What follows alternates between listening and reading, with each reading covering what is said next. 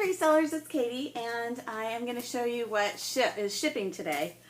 So when I started doing this, I was picking up old books, and we've been doing a million things. Sorry, I'm all out of breath, but I have a couple of minutes, so I wanted to make a video.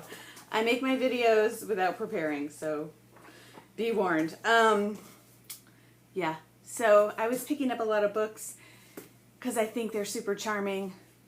I like them because they're super charming. I don't like them because they sit and sit and sit. So I'm trying to get out of doing books and just stick to women's clothing. I sold this tank top. It's like lace over like that color. I think it went for about $10. I was going to look up the prices. Hold on. Again. Yeah, don't thumbs down me just yet. Stick with me. I'll be all right. I was going to tell you what the prices were. But my prices, I feel like, have to be kind of low and to move things. And I feel like prices of like regular non-special clothing on eBay is on the downward trend. And I just know the little bit that I know based on my aunt's knowledge from the past couple years and then other things that I watch on eBay. This moved, but this wasn't on my site for very long. So I have an eBay account and I also have a Poshmark account. This is what sold on Poshmark. The rest of them were sold on eBay. So I got a Lane Bryant skirt, size 14. That moved really fast. But I think only for like $14. And I do shipping extra just because I need to switch over to free shipping, but I need to make all of my prices reflect that. So yeah, I sold these cabbie jeans, size 10, and they were special. And I probably I sold these on Poshmark for I think $14 or $15. And I'm going to guess that they're probably underpriced because they're really cute. They've got a lot of good details. But my sales have been a little slow, so I was like, well, I'll take it. Sold. The next thing is a koala baby sweater. This has been in my shop on eBay for so long, and my aunt does a lot of children's clothing, so when I was learning, that's what she was showing me. And I don't like doing kids' clothing. There's a couple things that I'll still pick up and look for, like a Matilda Jane dress or anything that's smocked. But other than that, I'm trying to get out of the children's clothing. Here's a child's costume, sold after Halloween. It's Dorothy. And then the last thing that's shipping out today is this Banana Republic blazer, size 6. And it's got like leather trim. It's really cute.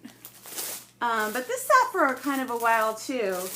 And one of the things I noticed when I started doing Poshmark is people put together outfits. So then I reorganized. I wasted a lot of time, but I reorganized all of my clothing so I could like put together outfits. And I noticed that I have so many sizes in my shops that are like small or medium. And I really think that the bigger sizes are going to sell faster. So unless it's something that's really special in a small or medium size, I'm going to try to stay away from those sizes and focus on larger sizes. You want to see what sold but they didn't pay for it yet? That's my like beef with them, with eBay. So this fancy tote bag, it's Christian Lacroix, something like that. This was a retail arbitrage, so I bought it from a store and then resold it. And then I got an offer on it. I took the offer. I can't remember how much it was right now, but it was still going to mean that I would make a profit. And then they've never paid. So like I made an exception for you, customer, and then you haven't paid. Grr. Okay, hold on. Hello.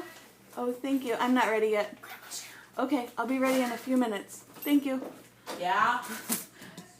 Okay, it never ends. Seriously. Yes.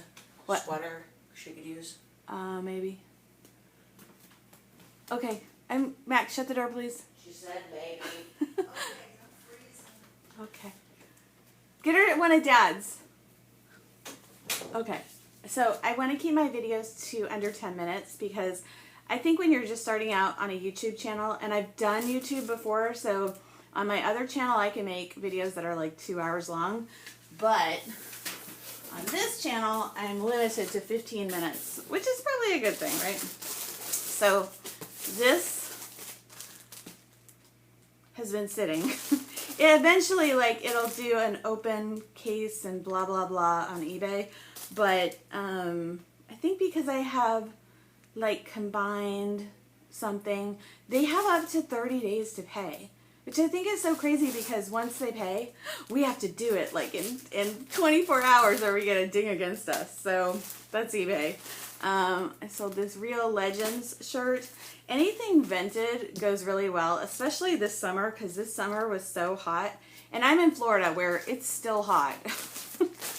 I'm from Maine, so when I moved to Florida when I was 18, I was so happy to be in the warm weather.